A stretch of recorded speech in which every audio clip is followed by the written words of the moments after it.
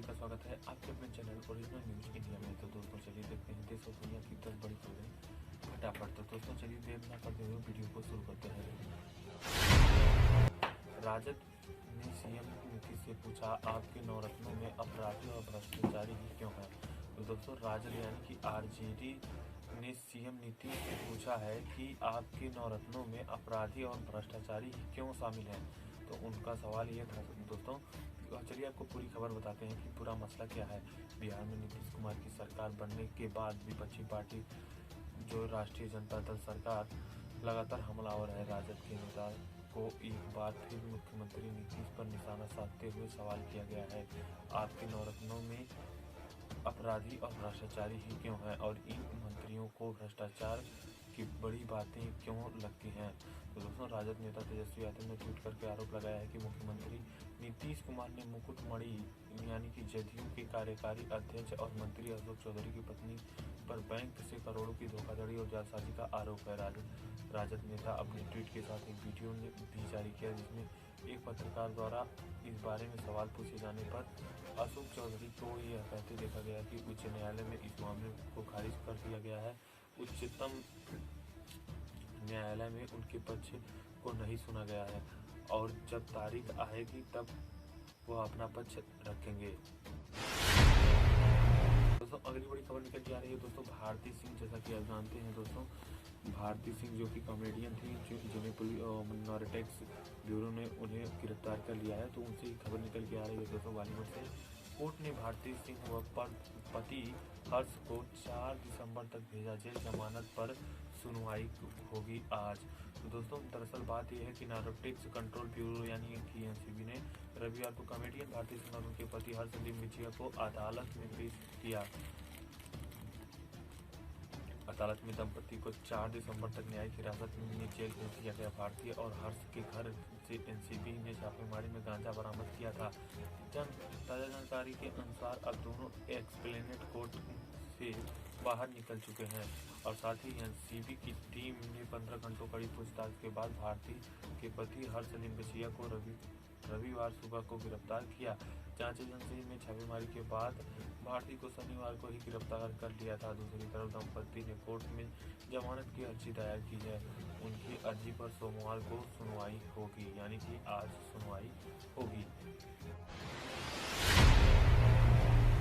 बड़ी खबर निकल के आ रही है दोस्तों, बहुत बड़ी खबर निकल के आ रही है दिल्ली से दोस्तों। नवंबर में अब तक कोरोना से 1759 मरीजों की मौत हो चुकी है दिल्ली में और मृत्यु दर 1.58%।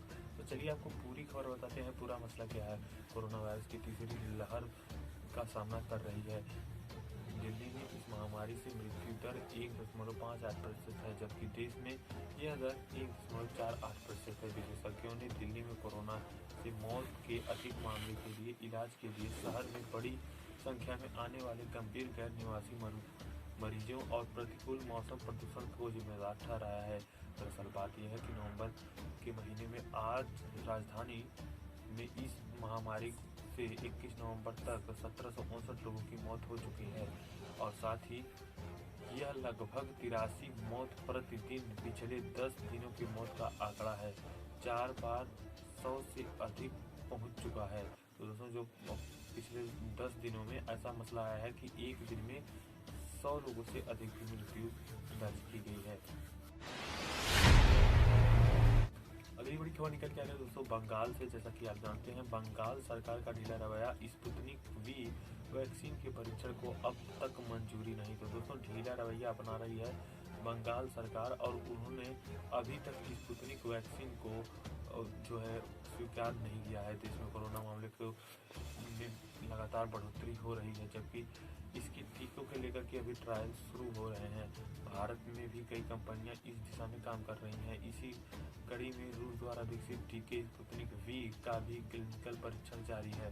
दरअसल बात यह है कि राज्य सरकार के ढीले रवैये की वजह से पश्चिम बंगाल में कोविड-19 के संभावित रूप से टीके स्पुतनिक वी के दूसरे चरण का क्लिनिकल परीक्षण करने का मौका गंवा सकता है। यहाँ राज्य सरकार की ओर से परीक्षण के लिए मंजूरी मिलने में देरी हो रही है। यह जानकारी परीक्षण कराने में शामिल एक संगठन के शीर्ष अधिकारी ने रविवार को यानी कि कल दे दी है। यह परीक्षण उत्तर 24 परगना के सरकारी कॉलेज ऑफ मेडिसिन एवं सागर दत्ता अस्पताल में इसी हफ्ते के अंत में होना था, जो कि नहीं हो पाया है। अगली बड़ी खबर निकल के आ रही है दोस्तों लव जिहाद से। ओवैसी ने कहा कानून बनाने से पहले जरा संविधान तो पढ़ लीजिए। अगली बड़ी खबर निकल के आ रही है दोस्तों लव जिहाद से। ओवैसी ने कहा है कि कानून बनाने से पहले जरा संविधान तो पढ़ लीजिए। तो दोस्तों इन्होंने एक जो है वो एक संदेश दे दिया है कि कानून बनाना है तो बनाइए, लेकिन उससे पहले जो है संविधान को पढ़ लीजिए। तो दोस्तों इन्होंने कहा है कि भारत में इन दिनों लव जिहाद के खिलाफ कानून का मामला सुर्खियों में छाया हुआ है। मध्य प्रदेश की शिवराज सरकार ने जहां इसके खिलाफ कानून का ड्राफ्ट भी तैयार कर लिया है, वहीं उत्तर प्रदेश में भी जल्द इसके लेकर के कानून बनने वाला है। इसके अलावा बिहार हरियाणा में भी कानून बनाए जाने की मांग उठ रही है। इस बीच AIMMIM के राष्ट्रीय अध्यक्ष और हैदराबाद से सांसद असदुद्दीन ओवैसी ने इसे संविधान की भावना के खिलाफ बताते हुए पहले उसे पढ़ने की सलाह दे डाली है। दरअसल उन्होंने कहा है रविवार को ये कह दिया है कि इस तरह का कानून संविधान की धारा 14 और 21 के खिलाफ है। विशेष विवाह अधिनियम को खत्म कर दीजिए। कानून की अब बात करने से पहले उन्हें संविधान को पढ़ना चाहिए। नफरत का ऐसा प्रचार काम नहीं करेगा। भाजपा युवाओं का ध्यान बेरोजगारी से हटाने के लिए इस तरह के हथकंडे अपना रही है, ऐसा कहना है ओवैसी जी का।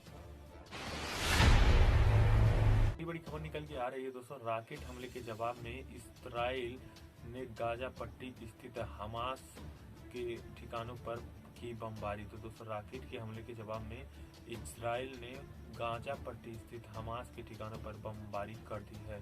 दरअसल पूरा बात यह है कि इजराइल सेना ने गाजा पट्टी से देश पर रॉकेट दागे जाने का आरोप लगाते हुए फिलिस्तीनी क्षेत्र में कई जगहों पर हमले किए। इजरायली सेना ने कहा है कि उन्होंने रविवार को जवाबी कार्रवाई में विमान से कई जगह हमले किए। हालांकि इसमें किसी के हताहत होने की तत्काल कोई खबर अभी नहीं मिली है।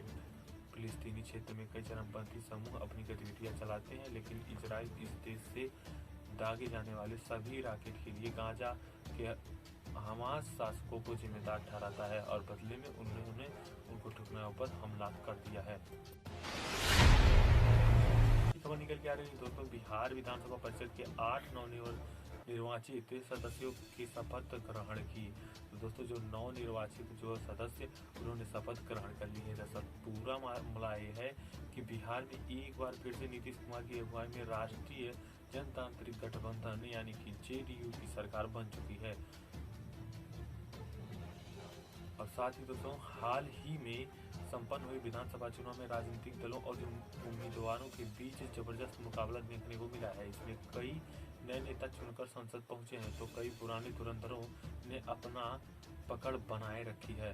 अब रविवार को बिहार विधानसभा के कार्यकारी सभापति अवधेश नारायण सिंह ने इसमें से 8 नवनिर्वाचित विधानसभा पार्षदों को सदन में सदस्य के तौर पर शपथ दिलाई है। बिहार विधानसभा परिषद के उप भवन सभागार में रविवार को आयोजित एक कार्यक्रम के दौरान अवधेश ने मुख्यमंत्री नीतीश कुमार की उपस्थिति में नवनिर्वाचित विधान पार्षदों को नीरज कुमार, मदन मोहन झा, देवेंद्र चंद्र ठाकुर, नवल किशोर यादव, केदारनाथ पांडे, NK यादव, सर्वेश कुमार एवं संजय कुमार सिंह को सदन के सदस्य के तौर पर से शपथ दिलाई है।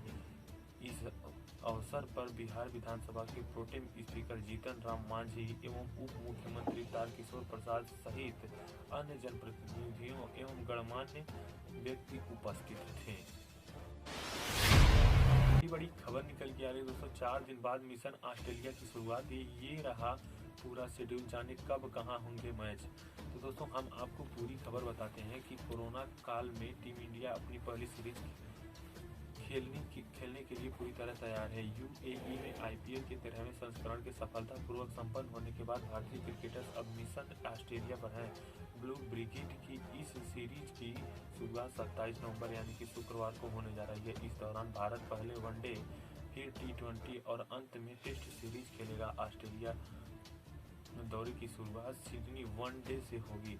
दोस्तों ये पूरी खबर थी और चलिए देखते हैं अगली खबर को।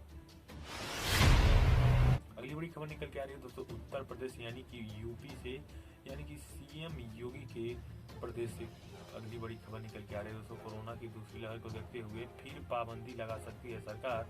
शादी समारोहों में शामिल हो सकते हैं 100 लोग। दोस्तों ये जो गाइडलाइन है उत्तर प्रदेश सरकार ने जारी कर दी है। दिल्ली में हाहाकार मचाते कोरोना और उत्तर प्रदेश में कोरोना संक्रमितों की बढ़ते संख्या को देखते हुए योगी सरकार शादी समारोहों में 100 से ज़्यादा लोगों को शामिल होने पर फिर से पाबंदी लगा सकती है दोस्तों। ऐसा ही का मतलब एक अंदेशा लगाया जा रहा है पहले